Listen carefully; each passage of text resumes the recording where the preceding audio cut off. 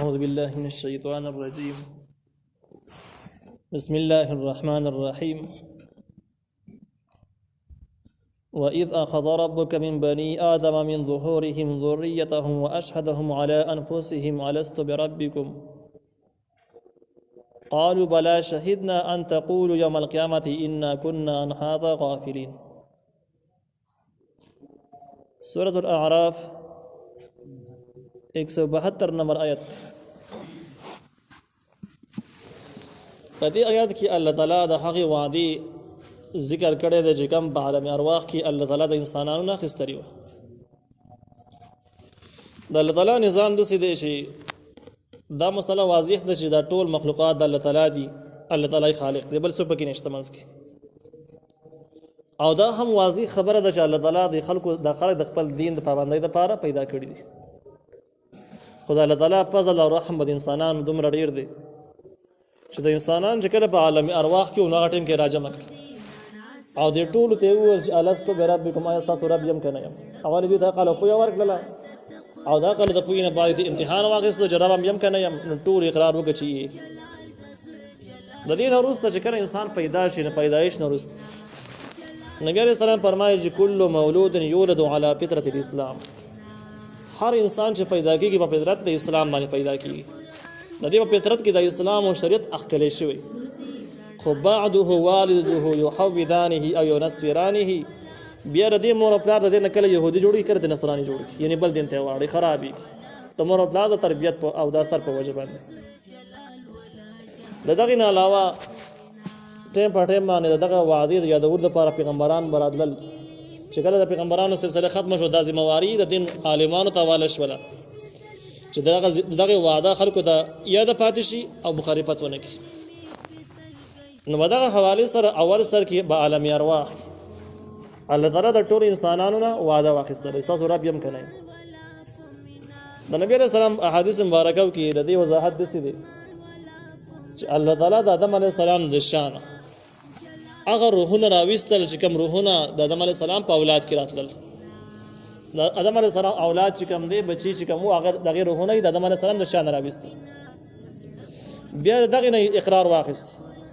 بیا د دغه اولاد چې کوم اولاد کېدل، هغه ټول سلسله وار د هغې د شاګانو نه به یې دغه روحونه راوچتول او مخاطب کول به یې، او د هغې نه به اقرار اخیسته چې الستو بربکم، آیا ستاسو رب یم که نه یم. نو قیامته پورې چې څومره انسانان را پیدا کېدونکي دا ټول مخاطب شو او د دې نه اقرار واخیستلی شو. دې ځای کې دا مسله ده چې یاره دغه وعده چې کوم اخیستلی شوې وه په کوم ځای کې اخیستلی شوې وه. دویمه دا ده چې دغه وعده خلکو ته نه ده یاده، نو د دې فایده څه شوله؟ دوه خبرې شوې. نو جواب د هغې لورني سوال جواب دا دی چې مشهوره دا ده چې دا په وادي نعمان کوم ځای چې میدان عرفات ویلی کېږي، دا وعده هلته اخیستلی شوې ده. هغه وخت واخیستلی شو چې کله آدم علیه السلام د اسمانونو نه راکوز شو. کتابونو لیکلي دي چې عرفات د پېژنګلو ته ویلی کېږي. دا هغه مقام دی چې په دې ځای کې د آدم علیه السلام او د حوا علیه السلام د یو بل سره پېژنګلو وشو ډېرو کلونو نه بعد. د اسمان نه چې کله دوی راکوز شو، نو آدم علیه السلام داسې تاریخي کتابونو داسې نقل کړي دي، تاریخي اقوالو کې، چې دا په هندوستان باندې راکوز شو په یو غر باندې. حوا علیه السلام چې کوم ده دا په جده باندې راکوزه شو. جده په عربۍ کې نیا ته وایي. نو په دې ځای کې باندې حوا علیه السلام د اسمان نه راکوزه شوله. بیا ډېره زمانه د یو بل په تلاش او زمانه تېرېدله. آدم علیه السلام ډېر زیات خفه او مستقل به یې اوښکې بهېدلې او ژړل به یې. یو به د دنیا په سر باندې انسانان مخ باندې دنیا په سر باندې انسانان ونه سر یې به ده. یو حوا علیه السلام یې پېژندل، هغه هم په دې دنیا کې د هغې نه ورکه شوله. جنت نه راکوز شو، د دنیا ګرمیانې، یخنیانې، کړاوونه او دردونه دې سره مخامخ شو. په دې کې یوه زمانه تېره شوله. نو جبرائیل علیه السلام سره د آدم علیه السلام ملاقات وشو. جبرائیل علیه السلام یې تپوس وکړه چې ولې دومره خفه یې؟ نو هغه ورته خپله ګڼ کړاو بیان کړ.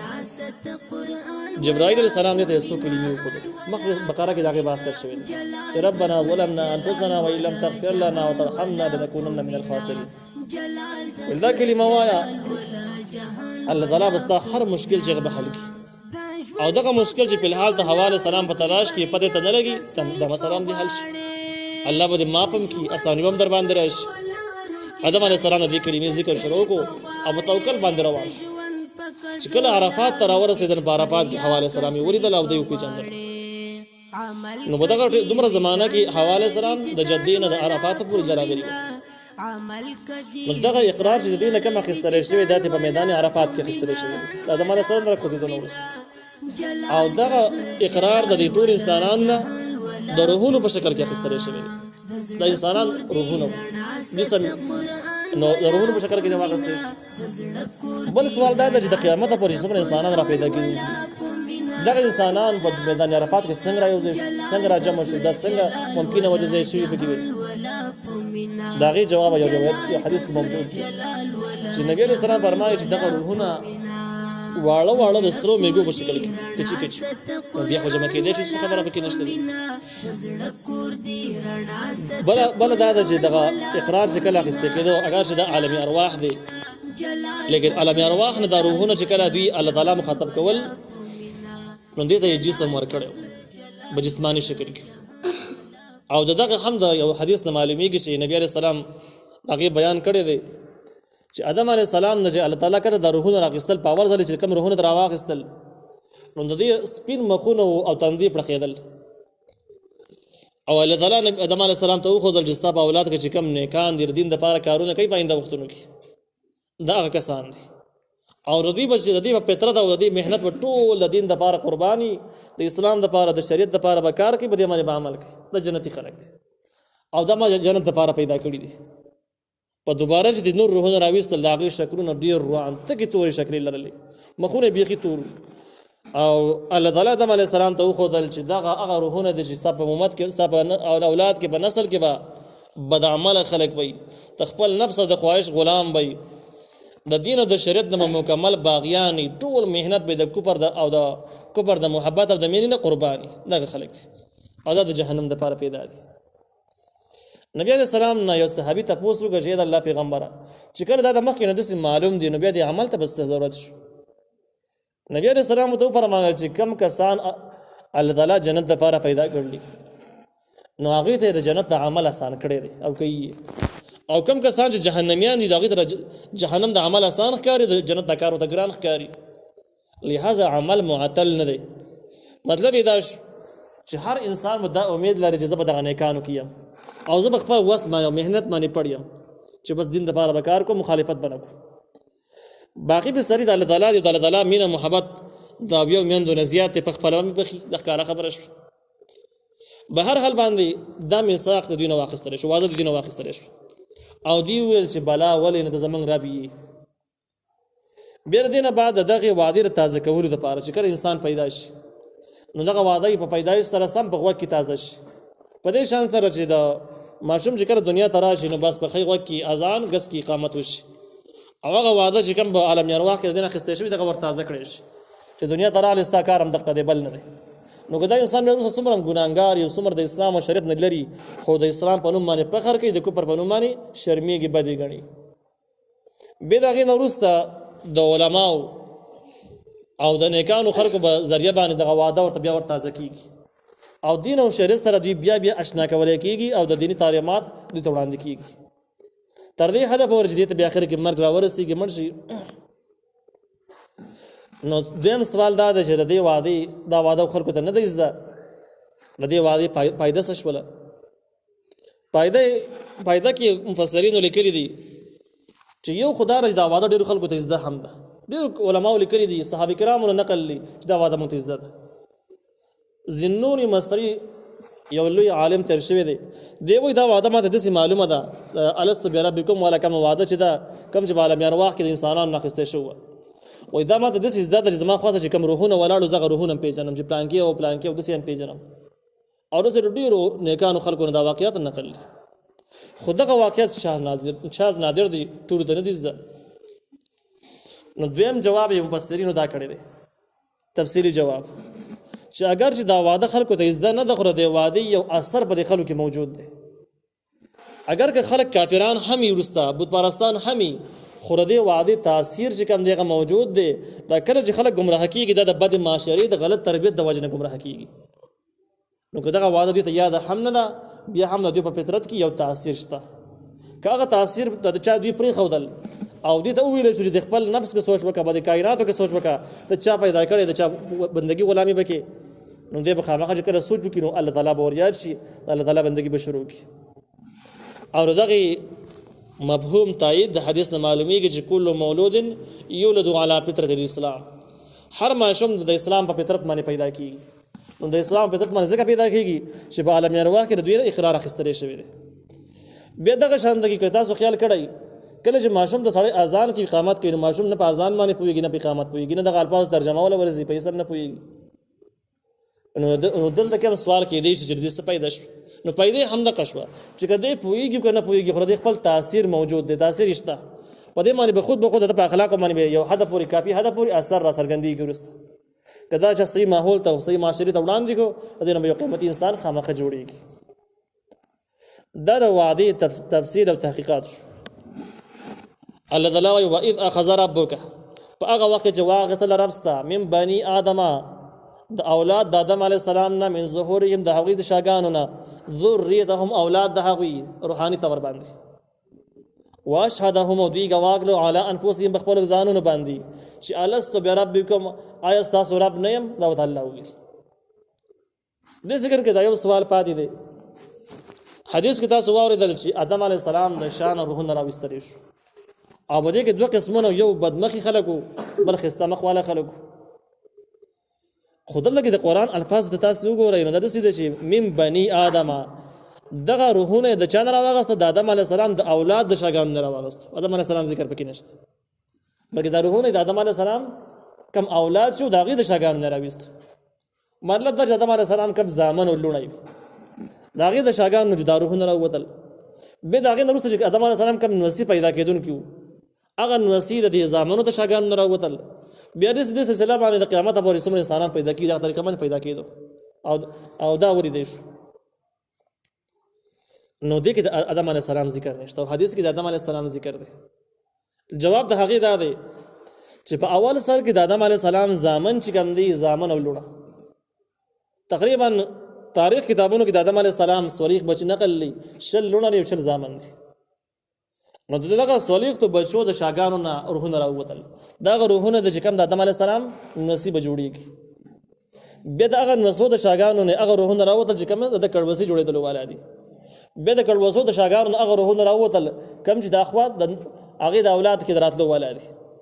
ابو دې ترتیب باندې د آدم علی السلام اولاد د قیامت پر سمره پیدا کېدو دغه طریقه باندې را پیدا شو نو بده کې اگر چې د آدم علی السلام ذکر په آیات کې نشته دی خو احادیثو کې چې حدیث کې کوم ذکر دی او بیا دلته کې د اولاد ذکر نشته دی نو بدغه لیول باندې چې د ټولو خبره بنیاد آدم علی السلام شو ځکه اولنی روحونه د آدم علی السلام د شان را بار کړی شو نو قران دغه آدم علی السلام ذکر نه دی کړی حدیث کې ذکر دی دلته کې د اولاد ذکر دی الله تعالی واقعا وایذا خذ ربک بهغه واقع چې واقع سره ربستا من بني ادم د اولاد د آدم علی السلام نه من ظهورهم د هغوی د شاګانو نه د آدم علی السلام د اولاد د شاګانو نه راواخست ذریتهم اولاد د هغوی قیامت پورې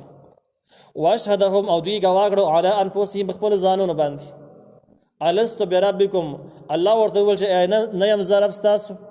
قالو دی ول بلا ول نه ټول روحونو اقرار وکړي دي کافرانو هم اقرار کړی دی په زمانہ کې شهدنا ان تقول يوم القيامه انا كنا عن هذا غافلين شهدنا کدا جمله شوله چې الله تعالی د انسانانو د اقرار ولي واخست اقرار دي د لپاره واغس یو جواب مخکې مونږ چې بده روحونو کې د اسلام او د شریعت یو تاثیر پاتې شي او بده معنی ګناهونه او جرایم غالب نه دي په فطرتونو باندې غالب پاتې نشي دوی مدار د ذکر دوی د اقرار کاونه د وخت پرشتي موجود وي الله تعالی په خپل باندې موجود نو دا انسانان او پرشتي الله تعالی دې مینس کې انسانانو اقرار وکړي زمنګ رب یې نو الله وی شهیدنا دې د فار چې موږ گواش د پرشتو سره په انسانانو باندې گواش چې انسانانو اقرار کړو یو پیروان دي او دوی مدار ان تقولوا چې تاسو ونه وایي یوم القیامت په ورځ د قیامت باندې کم چې کافران فاسقان فاجران ظالمان خلق دي جهنمی خلق دي قیامت په ورځ باندې هغه عذر پیش نکي چې ان كنا عن هذا غافلين یقینا موږ ردی الله تعالی توحید او شریعت نه خبره مونږ دي جرایمو کې بده ناجایزو کې ځکه پراته دا غړي وړي بم ویلې او باطل خلکو بس ومنډي وهلې چې مونږ ته پته نه و چې الله موجود دی هغه واحد لا شریک دی دا دین او شریعت شته هغه باندې به عمل کول غواړي د دین موږ ډول خبر نو ځکه دغه غوزره د باندې د ختمولو لپاره الله تعالی د دین اقرار واغستو خپل هم او فرشتي هم په دې باندې گواه کړي چې تاسو گواه شئ د انسانانو اقرار کړی دی چې بیا ونه و چې موږ خبر نه او تقول انما اشرك آباؤنا من قبل وكنا ذرية من بعدهم یا تاسو ونه وای چې یقینا شرک کړی و زمون پلارانو یعنی مشرانو کړو من قبل د مخکینه وكنا ذرية او موږ د حقوی اولاد من بعدهم د دین ورسته افتهلكنا بما فعل المبطلون ایته موږ هلاکه په هغه کارونه باندې باطل خلق کړی دي دا دویم اعتراض د ختمولو لپاره د اقرار واخیستل شو د دې اعتراض حاصل داد قیامت کې به د کافرانو مشرکان ظالمان اقرار یو بانا وزر وړاندې کوي چې ګوره کوم شرک کړی دی کوم کفر کړل کوم ناجایز کړل خو مونږ د چا نه زده کړی و خپل پلارانو نه زده کړی و د نیکونو نه زده کړی و د خپل مشرانو لیډرانو نه زده کړی و او دا کار اصل کې مجرمان هغه دي چې دا غلط کار شروع کړي د موږ ته خودلې دي